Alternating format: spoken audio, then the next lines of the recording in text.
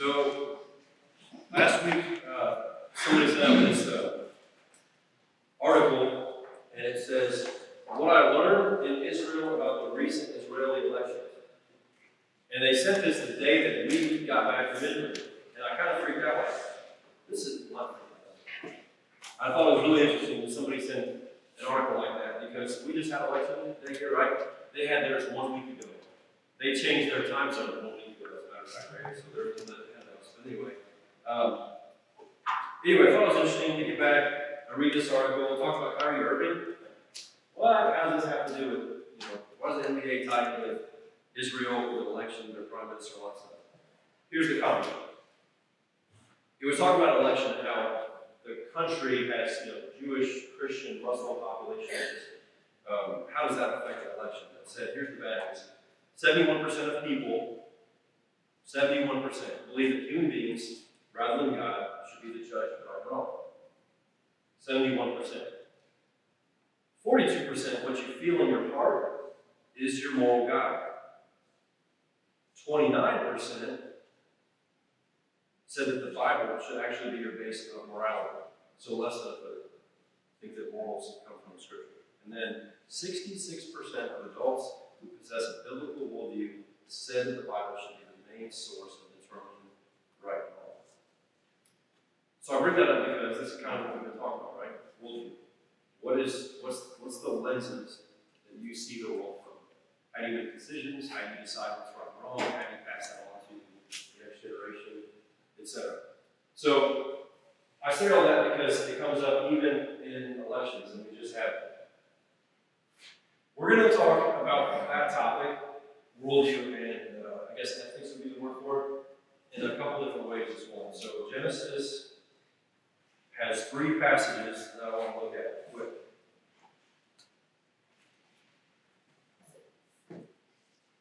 We're looking this morning at the word righteous, and it comes up almost 300 times. Not just righteous, but righteousness. So combine those two, 286 times in the Old Testament, which is quite a bit. It's used over and over and over. So the first one, Genesis 6. I got them listed up here on the slide.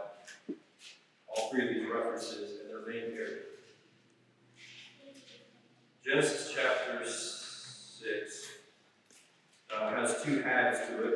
Corruption on earth, and the second section starts in verse 9. Bear with me. Genesis 6, verse 9. These are the generations of Noah. Noah was a righteous man, blameless in his generation. All right, there's the word righteous, but if you flip back, by the way, somebody using a different version that doesn't use the word righteous. All right, here we go. Verse 6, right before that, the Lord was sorry that he had made man on the earth. It grieved him to his heart. Verse 7, the Lord said, I will blot out man that I have created on the face of the land, man, animals, creeping things. I'm sorry I have made them, but Noah found favor in his eyes. Again, verse 9. Noah was a righteous man, blameless in his generation. Before we really unpack the word righteous, you got to understand the word blameless. What other words do you have for that? Anybody? Because some translations use the word perfect. So, later in Scripture, I think we all know, right? It says no one is perfect, no one is holy, no one is without sin, kind of stuff. Those kind of verses come along. So the word for blameless to men is a Hebrew word. I don't know much about that, but I wanted to know, why does it say that he's perfect? And that word doesn't necessarily always get translated perfect. It's translated sound and complete or innocent. But the one that I thought was most interesting was it uses the word whole. So it says, Noah was righteous and he was whole. And it reminded me actually of you. The word, what's the word that you use all the time with us? The word whole. Right. No? That doesn't remind me. You always say peace, and you sign all your tools with the peace symbol, which is the word shalom. Shalom doesn't just mean peace, love, and unity, right? What's it mean? Wholeness. Everybody ever heard that before? My dream. Shalom, wholeness. Thank you. A couple head nods. All right. We tracking. We get off to a slow start. Let's go.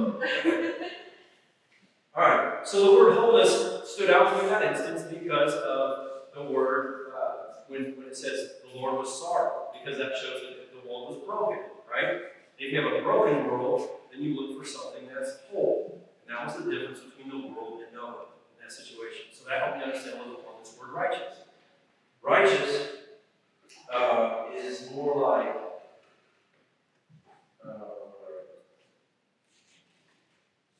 lawful and upright, or straight and just. Okay? We'll get back to that in a second. But that's the kind of the painting the picture of the dichotomy between Noah and what the world was. Noah was upright, he was just, he was whole. And that kind of reminds me, I think a lot of times, all of us, and obviously the world, when you're frustrated and something's not going right, or you're beat down or whatever, it feels like you're broken, and sometimes you just want to have, I don't know, you just want life to be okay, you just want life to be complete, you just want life to be normal or whole, and not so fractured or broken. All right, flip a few more. We'll see another character, Genesis 18. Abraham. You see up there on the screen. Genesis 18. Same thing, second half of the chapter, verse 22. The men turned from there and they went towards Sodom, but Abraham stood before the Lord. Abraham drew near and said, "Will you indeed sweep away the righteous with the wicked? Suppose there are 50 righteous within the city." You guys remember this story? I don't read the whole thing, but it goes back and forth. Abraham and God, conversation. It's like he's debate or he's bartering. Come on, man, please, a little bit more mercy. How about for not just 50, but will you destroy it for, what's the next one? For the lack of 5.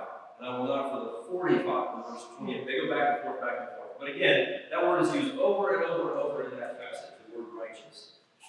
And he's comparing righteous with wicked. It comes up again in Proverbs, actually, where in the same verse, it's those two are weighed against each other, righteous and wicked. All right, last one is 38. This is the weirdest one. Judah. I think you'll know the story when you get there, but I had to reread the whole thing to really capture how bizarre this is. Chapter 38, Judah and Tamar.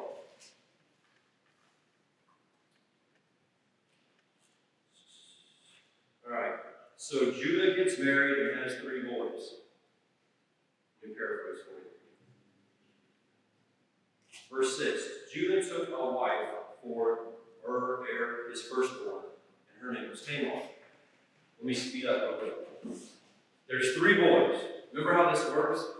The first boy gets married, and then he dies. What does culture say is the right thing to do? The next son has to marry him, right? Because the first one didn't have any kids, so the next one has to marry him to have kids. And why? It's to honor the first one. It's you got to carry on the name or whatever, but it's for honor. Cut and dry, it is the right thing to do. The first one didn't have a lineage to pass on. You got to marry the second one to have kids in order to honor the first one. That's the system. The second one didn't exactly play by the rules. Keep it PG in here. You can go read it if you want. Didn't have any kids with the second son. And God said, "That's wicked what you just did." So he kills him. God does away with the second one. So next line is, you need to honor the first one by having kids with the third son. Tracking? Okay. It's bizarre family tree stuff. So this one daughter-in-law, I know, picture your brother-in-law or your sister-in-law, right? Sometimes I'm like, I'm smirking back there. If you ever think about it, would you marry your brother-in-law or your sister-in-law? Besides that, I'm like, right? Something doesn't look real good here. So the deal was, the daughter-in-law is a widow for the second time in this case, right? And neither one of them, we don't suppose are her fault. She is broken, she is grieving, and the third son is too young.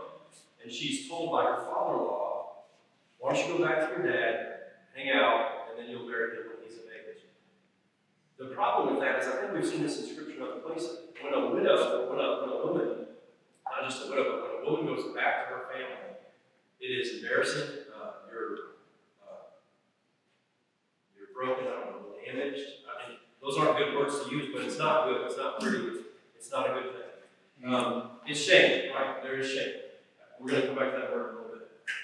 So, the son So you guys know the story. The daughter-in-law is frustrated, and she takes matters into her own hands. She goes and dresses real hot, mama pretty, and gets her father-in-law to check her out because it's a good time, sheep shearing, harvest time. I'm in a good mood, woo woo. And he sleeps with her, and she gets pregnant and has twins. So hold the phone. I just asked you if you would hook up with your sister-in-law or your brother-in-law. Not only does she do that, she hooks up with father-in-law, okay? This is more building like all over the place. Okay, I didn't think this was going to be this funny when I was thinking about this passage. So while we continue, then the first one comes back alive. Right, yeah. No. Look, some people get bored with scripture, or some people get bored with sermons. Like, this is better than the daytime soap opera, right? It's all in the Bible. You don't need anything else. Okay. So you're saying there's something wrong? Well, are you saying there's something wrong with it? The irony is what happens. The girl gets pregnant, 3 months goes by, is noticeably pregnant at this point, right? Or someone says, hey, your daughter-in-law got pregnant. She's supposed to be at home minding her business waiting for the third son. So Judah, he's the big daddy in this case, and he's also the guy in charge, and they say, your daughter-in-law is pregnant. And he says, bring her out, she'll be murdered. I don't know if your Bible says anything different than that. Verse 24 of chapter 38. I don't know if it says stone or punished in some people's translations, but mine says burn. Anybody? Verse 24, the last one. Bring her out to be burned. Okay, bring her out to be burned, right? And then she drops the trump card, and she's still holding his ring and his staff and his cord in it. And he says, identify who these are. Verse 26, Judah identified them and said, she is more righteous than I. So, Lindley, your question, is there something wrong with that? I don't know, because in that case, she was called righteous. And obviously, it's not for all those deeds, because she was deceptive in what she did. But in this case, he was deceptive. He was the one that wasn't doing the honorable thing and giving the third son to her. But she was called righteous. She was called righteous by Judah, not by God. Exactly. I was going to say that. So God calls Noah righteous, right? And then the debate between wicked and righteous through Abraham. And you're right. This is a man's opinion. But it kind of brings up the question. In the first one up there, Noah, the question, when you're asking what the word righteous is, the question for Noah boils down to who can God use? God chose to save all of humanity, all of his creation through one God, Noah. And he said he was righteous. And was Noah perfect? I don't think he is, because I don't think that any man on this earth is perfect. Maybe save Jesus, but he called him blameless. The second one, Abraham, the question would be, at what point does grace run out? Because this debate is 50 people, 45 people, 35. At what point does judgment over people win out, or does grace? When do you stop giving grace to somebody? In the Gospels, we see the instructions forgive 7 times 7, right? At what point do you stop forgiving and you're done, you're cut off, wipe your hands up, and you're not going to give someone any more chances? I don't know, but I think it's a fascinating question to figure out how. My first slide up there, how good are you? How righteous can you be? Or how many chances can you give somebody?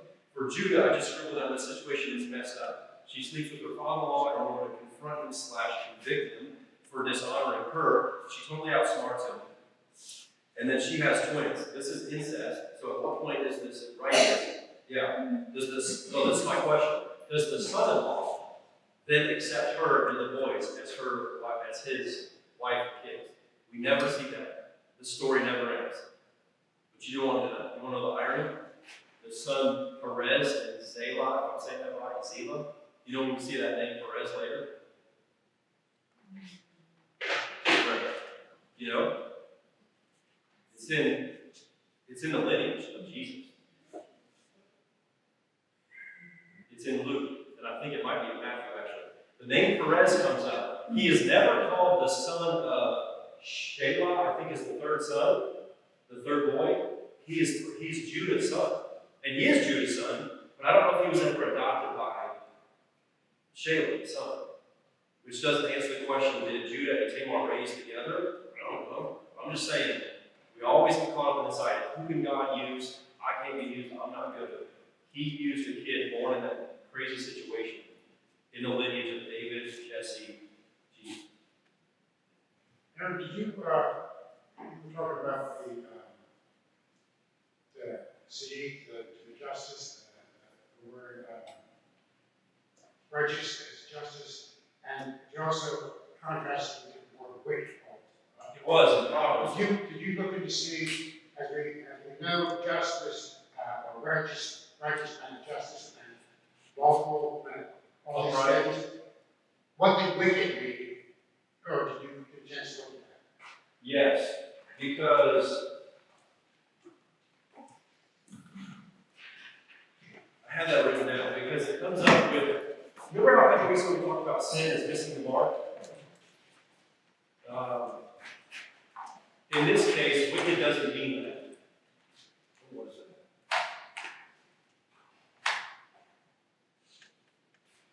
I did look that up, and I'm drawing a blank for where it was, because it's not the same as sin. Wickedness is not, it doesn't, yeah, evil that, you don't get a second attempt. Yeah, it's not just missing the mark with the arrow. It's flat out depravity. Yeah, I don't know if we'll come back to that. I can't remember. So, righteous, the next slide, this is the word. Zedekiah. Everybody see that? Zedekiah.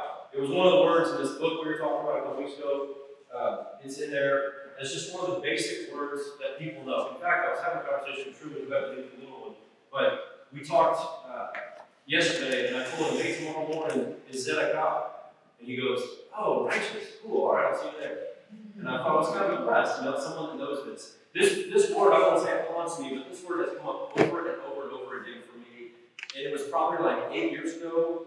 I was on a plane flight. I don't know how I ended up sitting by somebody and figuring out that they were Jewish and they knew Hebrew, and I asked them about this word. Because I wanted to know about the idea of generosity. And that's what we're going to try this in. I asked them a question about how most people think that generosity involves 10%. That's what you do. 10% goes in the shining offering plate, goes in the box, it goes in the bag, and they pass it before you, that kind of thing. You give 10% to the church. That's what I've always heard. And when I asked them about this question, they said, absolutely not. It is not a one-time thing. It's got multiple levels, and it is about lifestyle. I'm going to kind of repeat that and get more of that in just a second. So Zedekiah. Next slide. We were in Jerusalem last week, and you see things on the left. This picture, it looks kind of like a mailbox, like it's a freestanding donation bin collection box.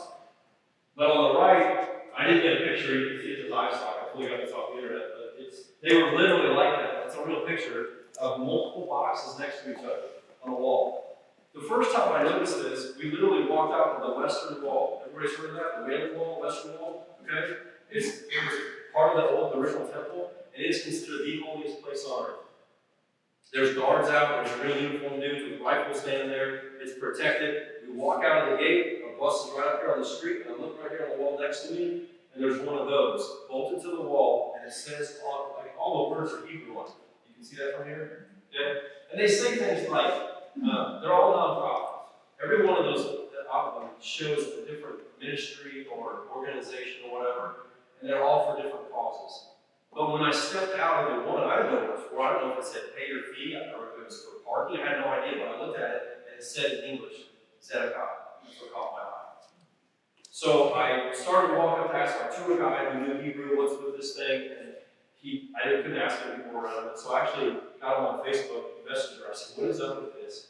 He said, this is based on, it's still at the temple, right? Jerusalem, it's only at the western wall where it started, but we saw other places. We took a walk from our hotel into a neighborhood, and they had on the street corner, like where a bus stop was and some apartments, they had a bunch of these.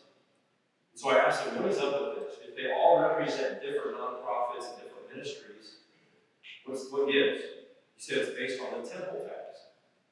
So I looked that up. Remember the story when Jesus is asked, does your rabbi pay the temple tax? And his disciple says, do we? And Jesus says, go catch a fish, open its mouth, 1 silver coin, go pay our temple tax.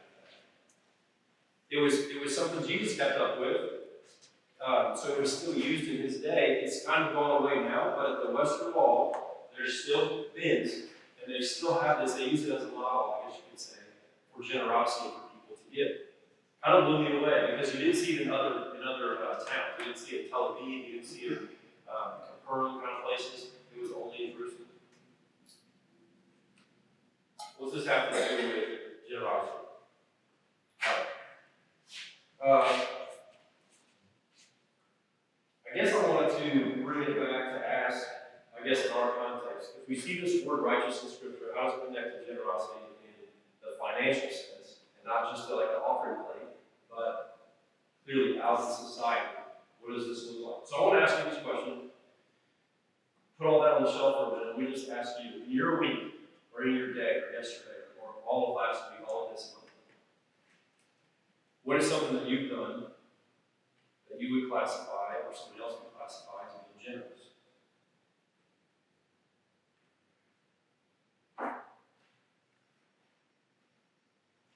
was going to have you write on paper, but I think just to jog the conversation, let's use this thing.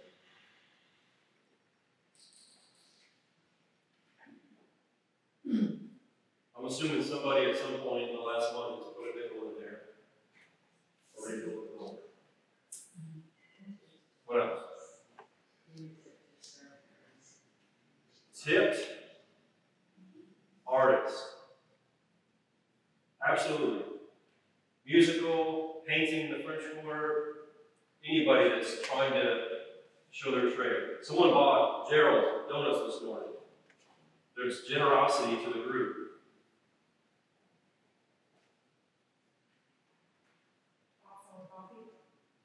Bought coffee as a treat. Yesterday, there was tons of gifts given to acknowledge veterans. Speaking of artists, some people played and sang this morning to give to the group, to share their gifts and talents.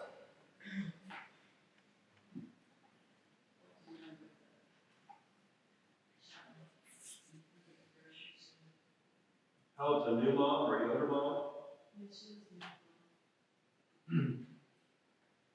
It's something that you did for free for somebody else.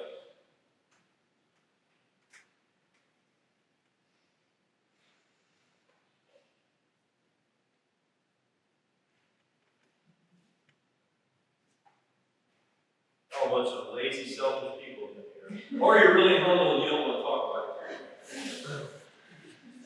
Rusty came over and helped the toilets at the Capitol. Rusty.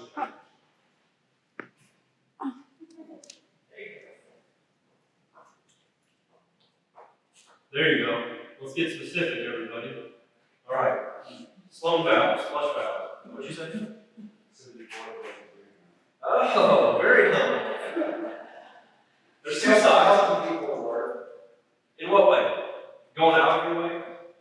Yeah, I mean, stuff you do, stuff you don't, it's not really your scope. It's just helping each other, really. This is huge, and I don't know if society always realizes it. Doing stuff that's not in your job description, because you're not required to necessarily, but it sure does help the other guy out in a lot of ways. General contractor, 101, absolutely. So it would help be set behind neighbors. Yeah. Yeah. Neighbor asked for a cup of sugar.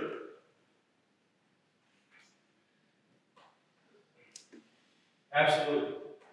Put their trash can back for them when they're out of town, get their mail for them, feed their guinea pigs. Yeah, lots of stuff.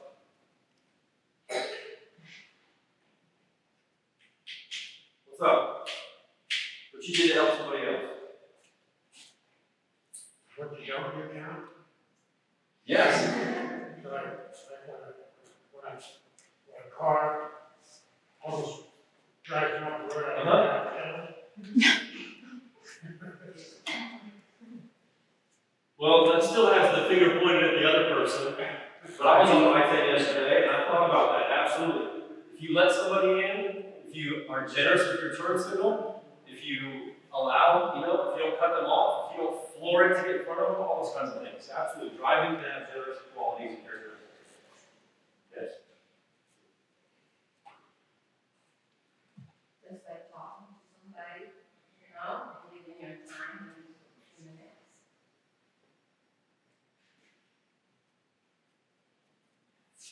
Yes.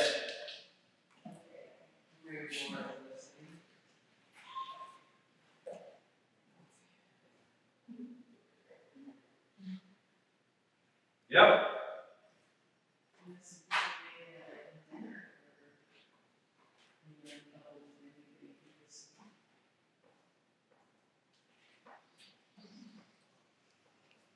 Yep.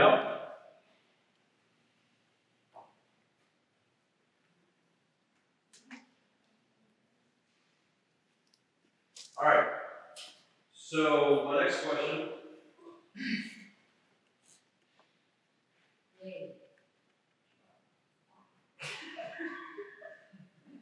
Why? What you laughing at? She said, yay. It could be much simpler. No confusion. Oh, here we go. No. I'm gonna laugh this one. Why? Too much coffee. Too excited about Bolts. Make it another year. Why? Why do you do generous stuff? There's some self-satisfaction, makes you feel good. What? Feel good? Huh? Because it's right. Because it's righteous. Because it might be the right thing to do. Maybe. There's a need. Meeting need, absolutely. Some of these. What about it's just who we are? Is it?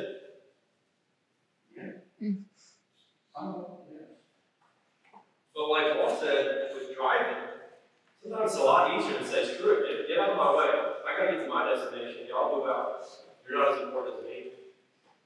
We were stuck in traffic, and the people were doing go all the way around to the exit ramp and then dive in right in front of the line. Oh man.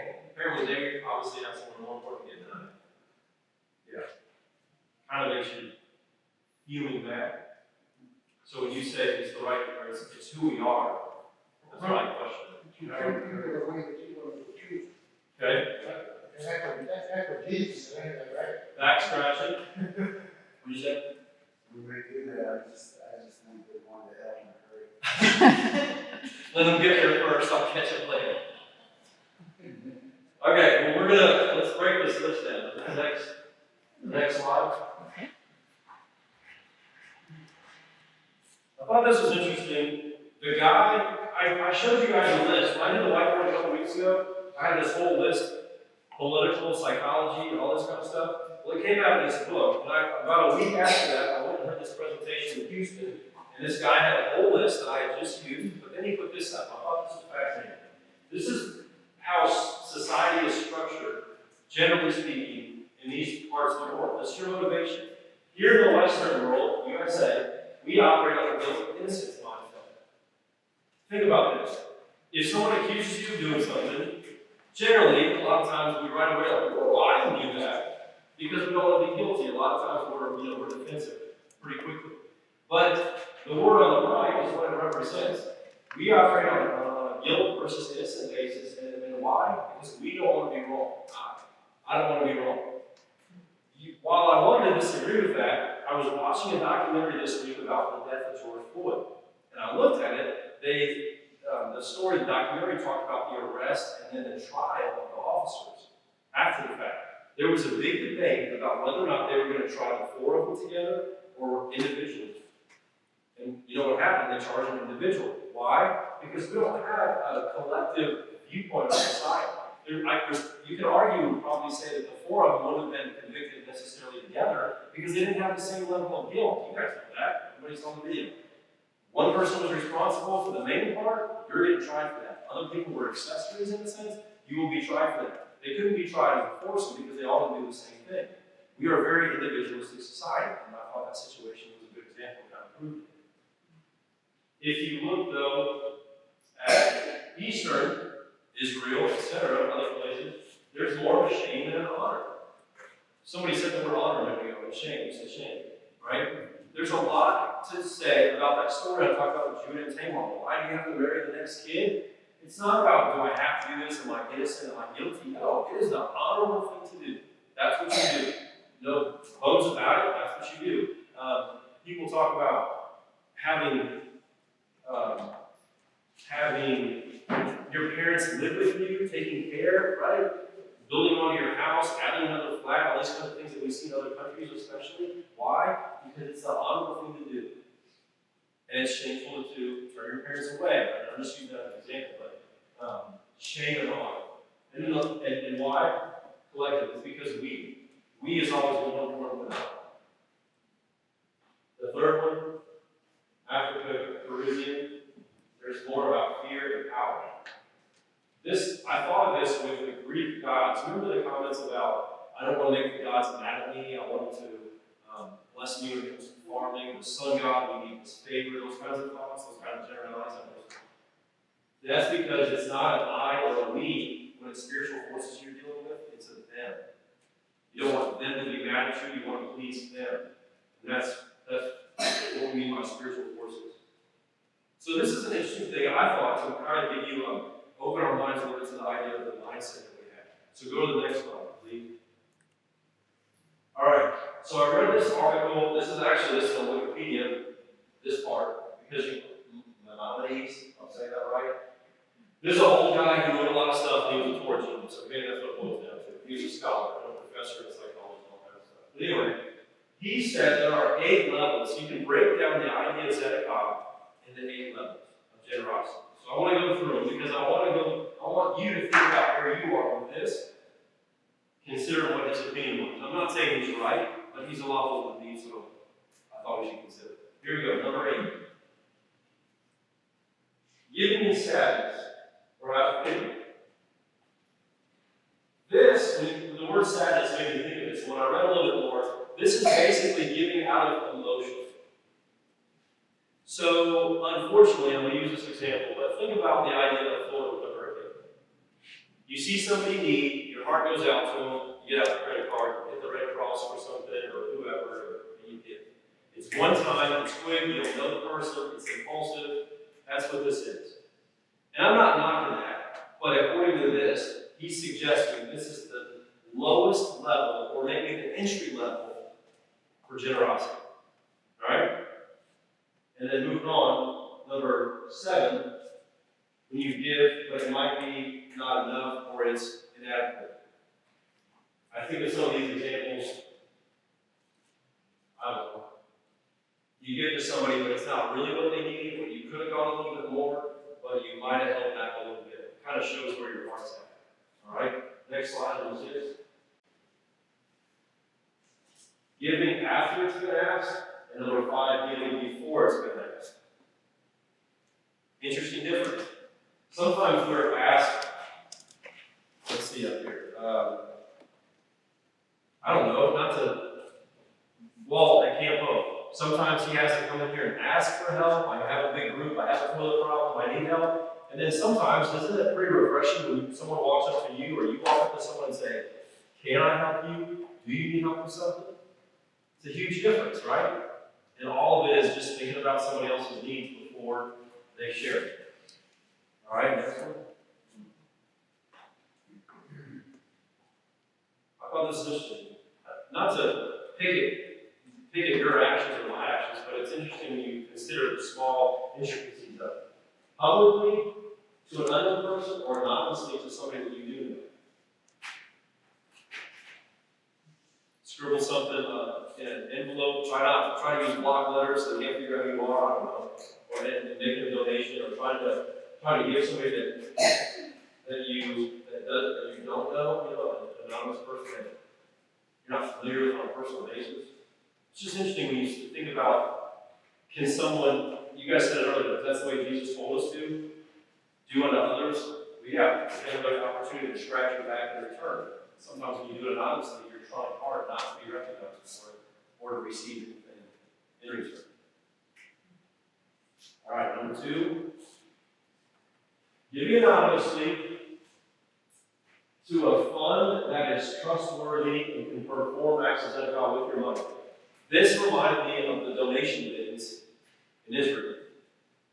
They're all nonprofits, they're all legit, they're all registered or whatever, and you know that your money is going to a certain cause. And they were all over the place. One of them, when you look at the screen, you can hold your Google Translate phone, like picture, over it, and it'll tell you what's on the box. You know what I'm talking about? Google Translate? Okay. It's kind of handy when you look at it, like what is going on. So when you hold it over the box, it will say things like human slavery or human trafficking. The next box will say child adoption, foster care. You're supporting different causes. Anyway, that would be that example. Again, I don't know the frequency that someone's putting coins in those boxes, but anyway. And then number 1. A loan, partnership, a grant, or a job or something. This was kind of convicting me or whatnot because here at the gathering, I used to be involved in this. There were people that came here to work, they were on hard times, and I have to go ask Adam back. We got any cash here? Can we write a check to this person? Because we wanted to honor them for the hours that they gave, the day that they gave, etc. And we were trying to help and honor somebody. Get them into a better spot than they currently are. And here it is. In the second to bottom line. The result is a person no longer living by relying upon others. That's the goal, right? Back to the shame and honor thing. It is shameful, embarrassing sometimes to ask for help. We don't think so much in our culture, I think, but in the shame and honor-based culture, in Israel, for example, we saw very few homeless people. The irony is, at the Western Wall, where those donation bins were, there were 2 or 3 people, Jewish, they had the prayer tassels, they had the pearls, asking for money, shaking the hand. And I was really surprised by that. Again, something I didn't get to ask our tour guide to say. I'm really surprised this is taking place in a location like this because it's shameful. It's embarrassing to do that. In that culture more so than it is here. Because the main thing we try to do is help and get people in a better spot. The reason I took this up, again, it's the same book that this list came from that I showed you the other day.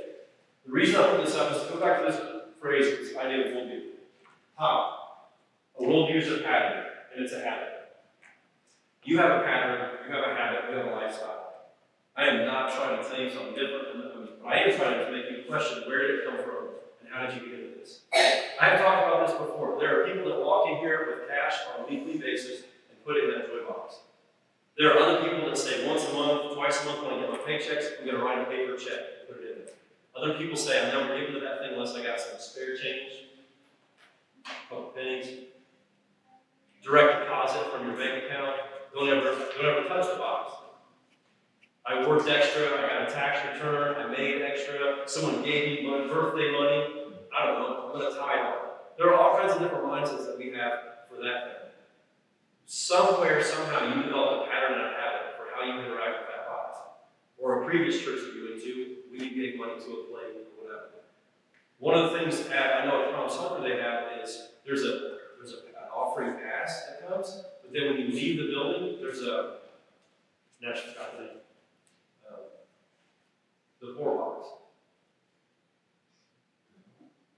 It's benevolence, yeah, but there's a name for it. It's not St. Peter.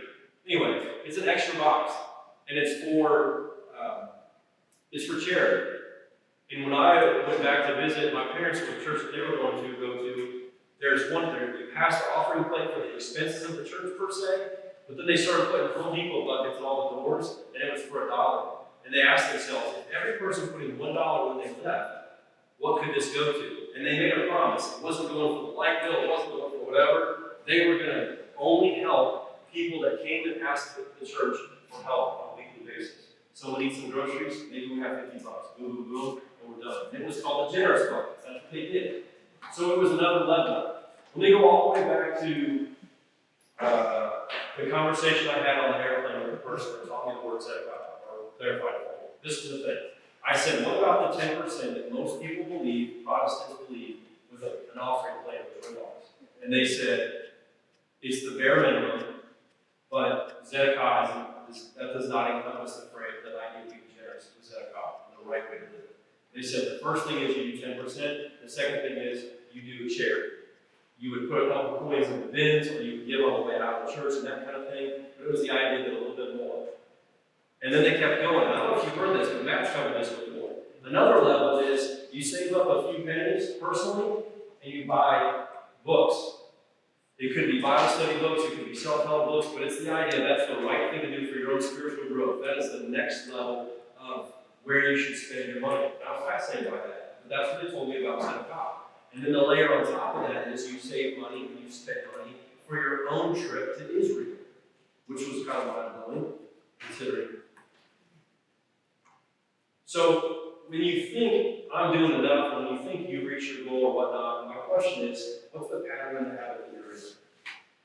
Because everybody in here grew up some certain way or another. Some of us grew up close to each other, some of us didn't, geographically. But some of us, we grew up a certain way, economically or financially, or sports-wise, or what activities we were involved in. There's so many different things that shape who you are and how you view other people and how you view a dollar bill. All right, let's wrap this up. Next slide.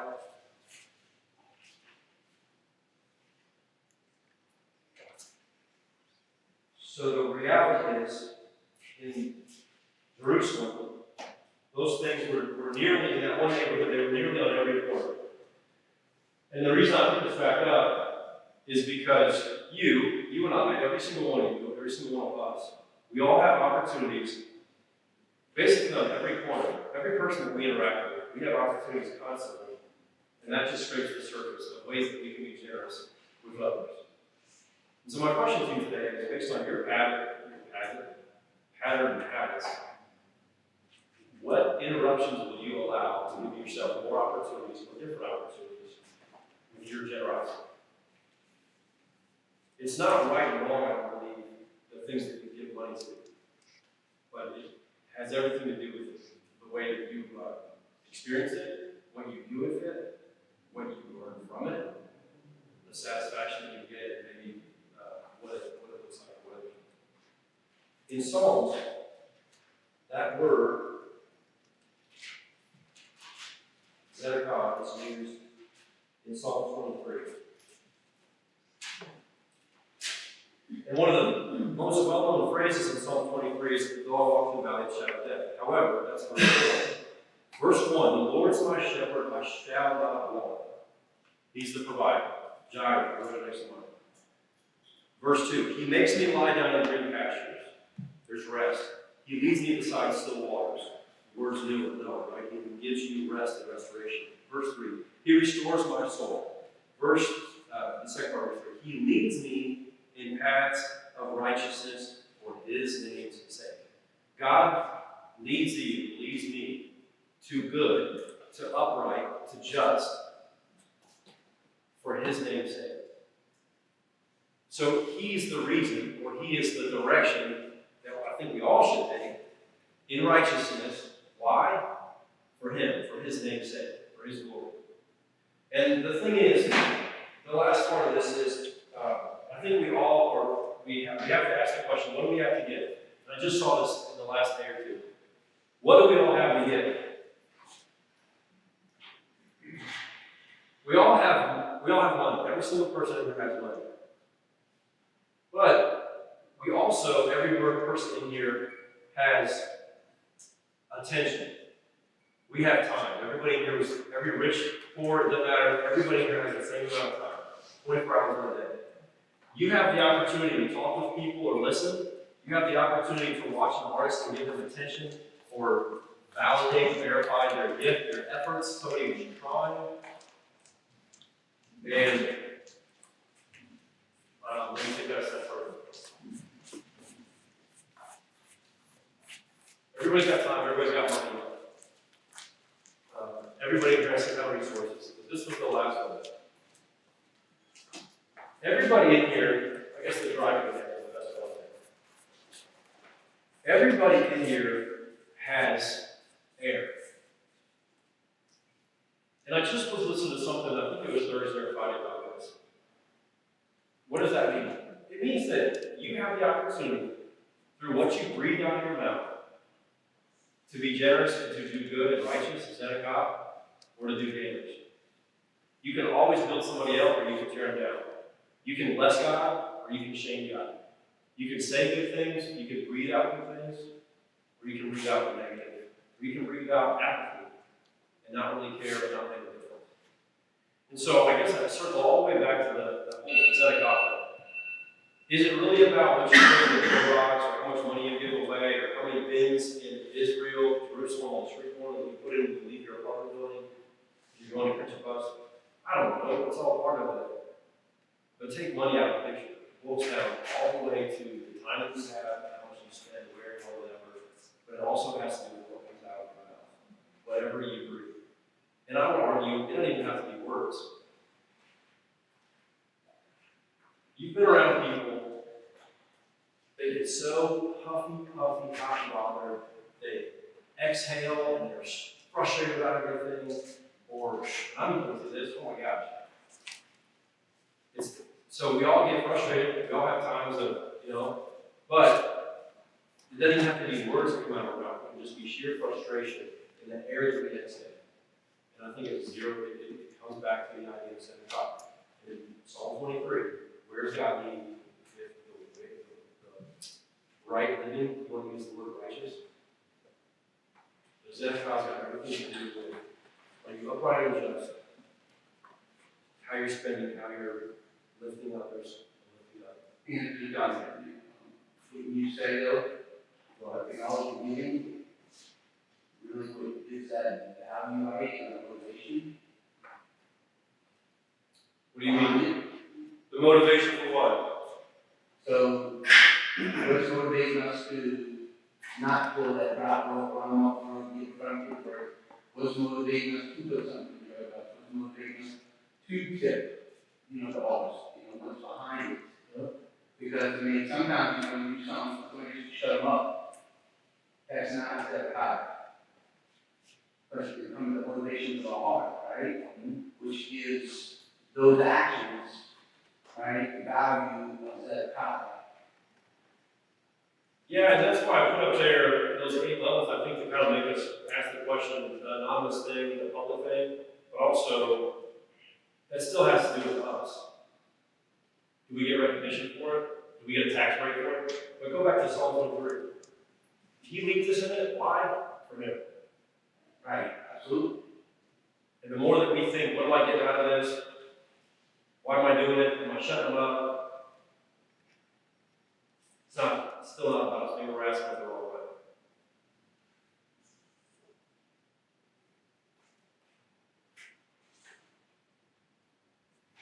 There's a lot of these up here.